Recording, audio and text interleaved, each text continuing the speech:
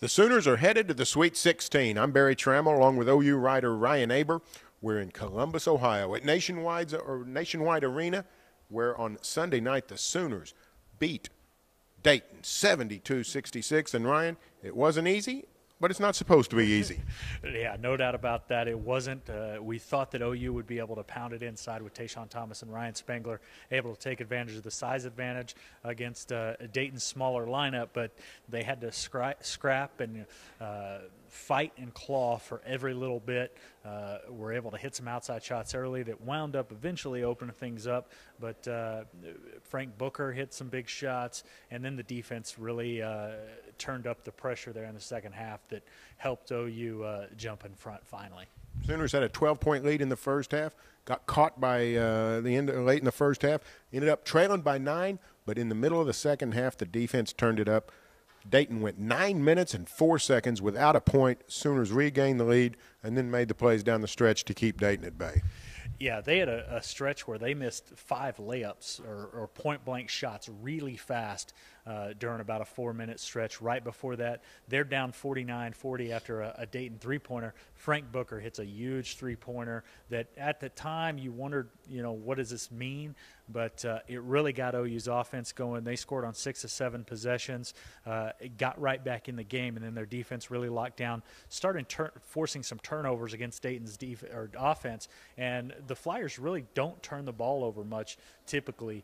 They were able to get them out of sorts and got rolling. Didn't hit a lot of field goals during that stretch, but they were able to get to the free throw line consistently. Well, let's go to the OU locker room, see what the Sooners had to say. No question, this group's taken steps in a lot of different ways. When you think back through the year, they've done things that hadn't been done for a while, and that's the way you develop that culture a little bit. You develop the expectations, continue raising the bar. This group has done that to their credit, and we're proud of that.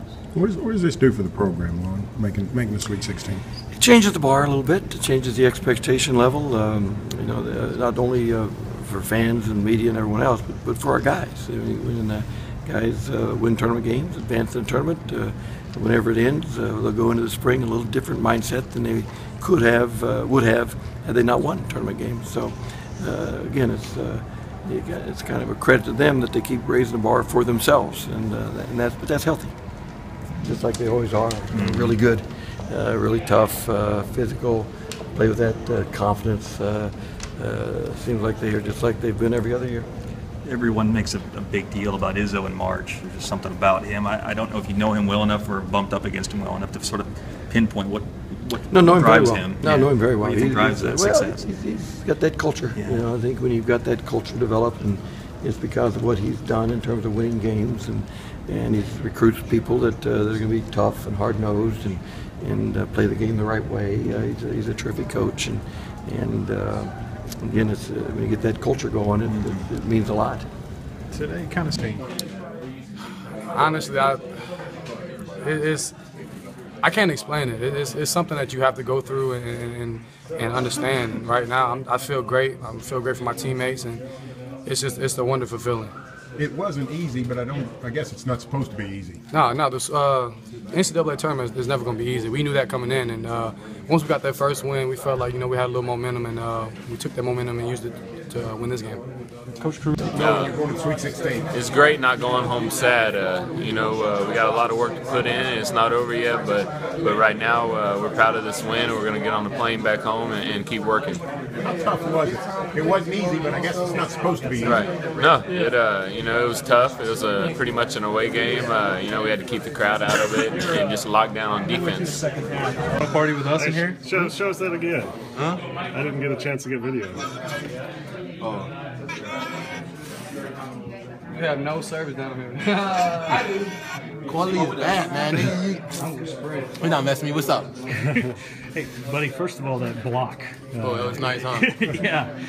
I know why I'm here. Tell me about that little sequence of events. Yeah, what happened was Coach Hoop was running a play for me, and I didn't really set up my man, and Coach Hoop said don't let him run through it, but then he ended up running through it, and I had to get back, and after that, I had to make the play on the ball. Either I had to follow him or block it, and my CD put out in front of me, so I had a clean block, so I just went and grabbed it up there, and it worked out a good play for us and not a bad play for them. But I feel like that play right there, the game could have gone either way, but I made that play, and they had to get a momentum to come back in the game, and hats off, hats off me making that good play, and I messed up on the offenses, and I had to return back and help my teammates out, and I owed them one. Hey, going into the Big 12 tournament, there's a lot of talk that between y'all that if you're able to win one postseason game, you could get things going a little bit. Do you feel like that's what's happened here the last couple weeks? Yeah, that's how we feel. Everybody would think that, once you get one going, you get the rest going. But, I'm so proud of my team right now. I'm proud of Coach Kugler. He gets 14 to 16. Proud of Oklahoma. Proud of everybody back in the Bahamas. I'm just proud of my teammates. Proud of Frank making some big shots. Everybody came ready to play. And I'm proud of my teammates. We couldn't do it together. We stuck together as a group, and we keep fighting. And hats off to them. Next up for Oklahoma, Michigan State on Friday night in Syracuse, New York, 9:07 p.m. East Regional Semifinals. Should be a great game. Stay tuned for further OU basketball coverage here on News OK and every day in the Oklahoman.